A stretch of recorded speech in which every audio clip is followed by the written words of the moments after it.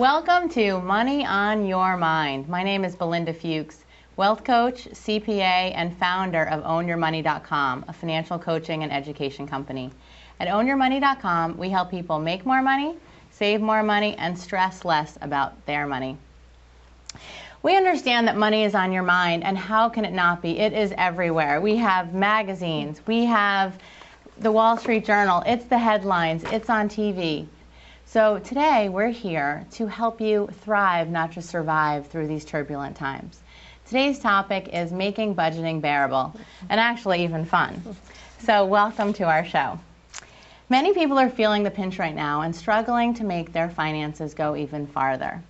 Now, how bad is it? Well, there's a survey that's recently come out by CareerBuilder.com that talks about how many Americans are really living paycheck to paycheck, which basically means that what they bring in equals what they pay out every month. So how bad is it, you may be wondering? Well, is it 1 in 10?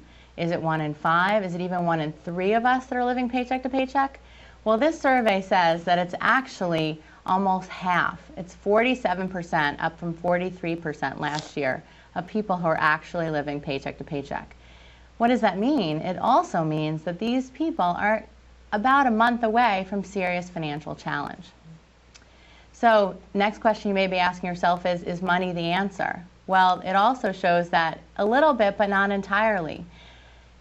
For those who make over $100,000, what the statistics show is that one in 5 of those, or 21%, are also living paycheck to paycheck. So all that being said, what do you do? Well, we are here to help you through these times. Help is on its way, and here we are on our way to welcoming Jamil Webb-Davis, a financial organizer with an emphasis on training and education. She frequently speaks to adults and teens about misconception regarding managing money in today's world. Jamil worked for 16 years for a large multi-billion-dollar company managing financial data and designing databases for actuaries. In 1996, she began volunteering with a money management program helping senior citizens organize their finances and maintain their independence. Thank you for all the time that you did that. Oh, no problem. In 2006, Jamil decided to start her own company that would provide the service of organizing and maintaining the finances of individuals and small business owners. Later, Start Money Smart evolved as a resource for educating and training individuals in the area of personal finance.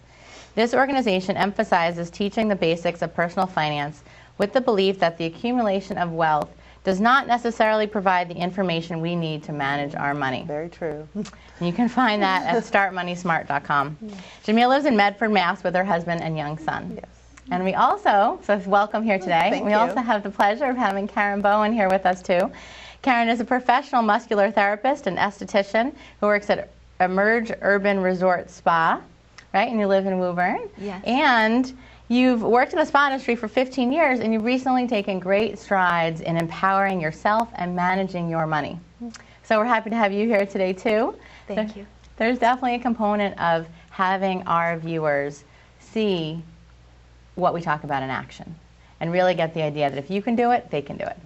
So welcome to both of you today. Thank you. It's such a pleasure to have you on. And you know, we talked about that the topic is making budgeting bearable and really looking at like what can people be doing now with the stress and the anxiety of what's going on and the growing numbers of people living paycheck to paycheck. Yes. So seemed like a good place to start, but let's just even start with the word budget. Ah, that scary word. It's a scary word. When I mention it, you know, I said I'm a wealth coach, and when I mention it to my clients, literally you feel the tension. Oh, or the whole body tenses up, and it's like, it just makes them cringe. Or So- I feel them all zone out. Their eyes glaze over and they go, oh, she's going to tell us that we can't do. This is what people think about the word budget. That means restricting your life in some way, or I'm not going to be able to do the things I want to do. You're going to tell me that I'm going to have to really watch every penny, and I'll never have fun again. My whole life will just be about paying bills. I mean, the word budget is really, we have to come up with a different word than that. I think you mentioned spending plan or something. That's what I use. I like that for word, those, spending plan. For those people who have a hard time, because there are certainly a lot of people who don't even want to come near that. Yeah. So I talk about it as a cash flow. It's a way for people to understand that it's money in and money out. Well, you know, or what spending plan I for teach what goes people in. that it's really not about restricting yourself in any way. I've been living on a budget for like 10 years, and I've bought tons of things I shouldn't have bought. I bought shoes. I mean, everything. All it does is the way I define budgeting is just keeping track of what you're spending. It doesn't mean you can't buy what you want. It doesn't mean you can't go out and get shoes when you want it. It's just keeping track. And that's what most people don't do. They don't keep track of their spending in any way. A lot of people don't even know what they spend. They just go out and just spend money. And in creating a budget, and I have a little program for that, it just forces me to just keep track of what I spend. And then I see, and I'm like, oh my gosh, okay, I'm spending this much. I went to the movies with my husband one night, and it was $60, and $20 for the movie tickets, $20 for the popcorn, and $20 for the babysitter. If I wasn't keeping track, I would have been like, wait, I thought I had 3 20s in my wallet, and now I don't. What happened? I wouldn't even have remembered because the movie wasn't that good. So that's it. Just forced me to go back and enter that into my little spreadsheet that I have, which is the way I keep track of my budget. It forced me to do that. So the word budget, really, I don't see it as a way to restrict yourself. It really is just a way to keep track of what you're spending. Now, it also tells me, wait a minute, I can't afford a new pair of shoes. So yeah, in that way, I find out, oh, I can't really spend as much as I want. But hey, why do I want to spend more money than I have? And that's what we're going to talk more about. Exactly. And what I find too is it's that not knowing that creates a lot of the panic. Yeah, because when people don't know, then they don't know what they can do or what they can't do. And so a lot of times they'll go one way or the other. They'll often spend more than they have and live beyond their means, which is what keeps 1 out of every 2 people living paycheck to paycheck and feeling strapped. That choosing not to know, and I think, Karen, you had even mentioned that in the lobby. You were saying that we try to stay in a little bubble, thinking that we're protecting ourselves by not looking at our expenses at all. But really, you live in fear. You live in this stressful environment all the time. Where when you take out the time to really look at what your expenses are, that frees you. And people don't realize having a budget really frees you into saying, oh, okay, I actually do have $12 to spend. I'm going to go get some fried chicken or something. Right. It's like where before it's like I didn't even know what my expenses were. I don't even know what I have. I don't want to look, and then you're terrified. Should I spend 20? Can I just spend 5? That kind of thing. It starts to relieve that guilt. It really does. Happens a lot. You really know what's going on. Absolutely. And what have you found, Karen, when you started to adopt better money management practices and bring in some level of budgeting for yourself?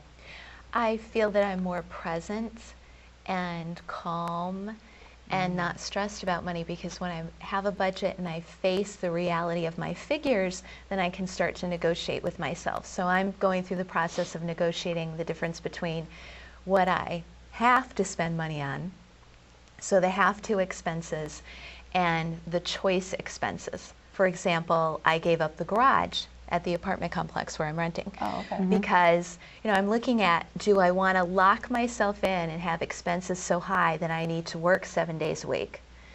Or do I want to change my budget, get my expenses down? And a garage is a luxury. Yes, it'll be nice in the wintertime to have a garage. They plow everything. So I'll be out there shoveling snow in the wintertime, but $125 a month less. Oh, wow. I'll be saving in my budget. So that's over $1,000 a year. So I'm starting to negotiate with myself, what do I really need? And making some conscious choices. And what I was saying with Jamil in the waiting area is that in facing reality is much easier than avoiding reality. In avoiding reality, I'd always be stressed about not knowing the exact details.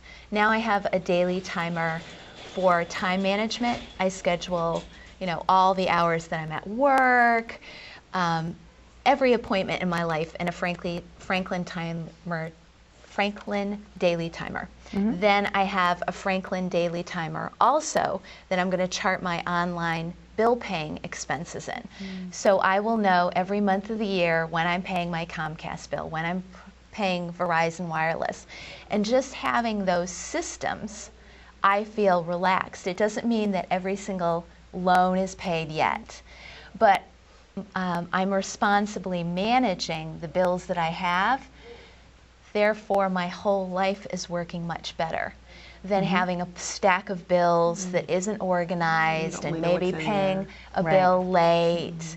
One of the things that I got out of Jamil's class that I never really thought about before is in her credit card class,